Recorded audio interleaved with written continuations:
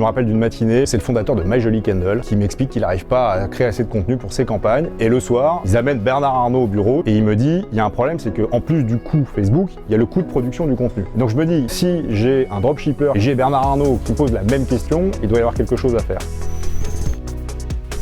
Jusqu'à présent, la production de visuels représentait un coût opérationnel de 100 milliards de dollars pour les marques. Omi change la donne avec un jumeau numérique 3D unique, des possibilités infinies et des résultats fidèles au pixel près. On voit tout ça avec Hugo Borenstein, CEO et cofondateur de la startup.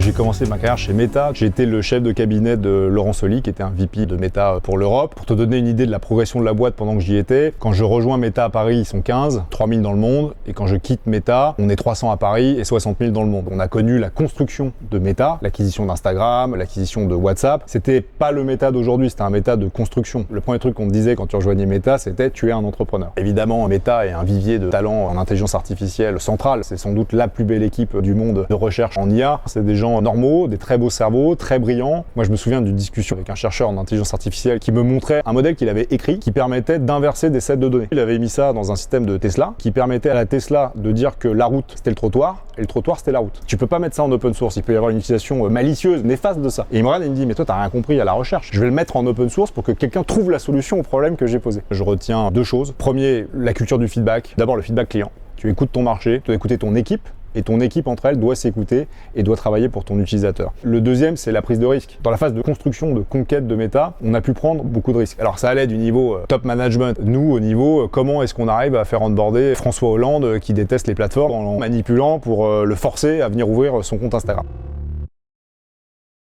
Je me rappelle d'une matinée, c'est le fondateur de My Jolly Candle qui m'explique qu'il n'arrive pas à créer assez de contenu pour ses campagnes. Et le soir, il y a la soirée d'un fonds qui s'appelle Aglaé. Ils amènent Bernard Arnault au bureau et il me dit, il y a un problème, c'est qu'en plus du coût Facebook, il y a le coût de production du contenu. Donc je me dis, si j'ai un dropshipper qui vend des bougies et j'ai Bernard Arnault qui vend les plus beaux sacs du monde qui me pose la même question, il doit y avoir quelque chose à faire. On est en 2020, c'est avant l'IA générative. Et donc avec mon frère Paul, on se pose la question de comment digitaliser, comment technologiser le sujet.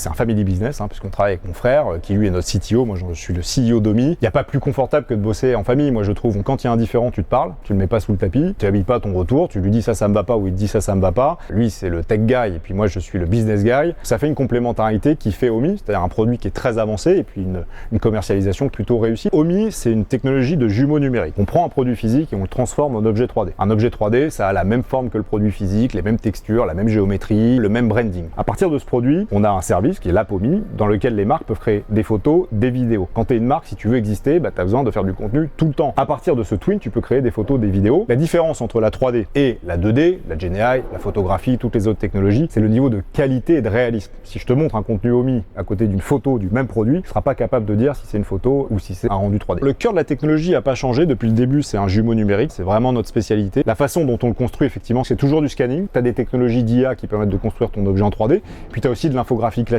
Quand tu modélises un parfum, comme un de nos clients, Yves Saint Laurent, tu modélises le parfum libre, il faut qu'il soit parfait, il faut qu'il y ait un humain qui passe dessus, ça peut pas être que de la technologie. L'évolution, c'est l'hybridation avec les workflows de GenAI. Aujourd'hui, tu as des workflows 2D, tu peux prompter pour obtenir un fond, tu peux essayer de mettre ton produit dedans, mais ça marche pas bien. On a construit un nouveau produit qui s'appelle Product Drop, qui te permet de dropper ton jumeau numérique dans une photo en 2D. Donc le workflow, c'est tu promptes, tu génères un fond en IA, une salle de bain, tu viens mettre ton Twin Omi 3D dedans, tu peux le déplacer, tu peux le tourner. Ça veut dire que tu as un niveau de contrôle absolu. Tu vas avoir une intégration parfaite des ombres, des lumières, des reflets. Et quand tu vas sortir de ce mix, de cette fusion des deux, à la fin, tu auras une photo qui ressemble à une vraie photo.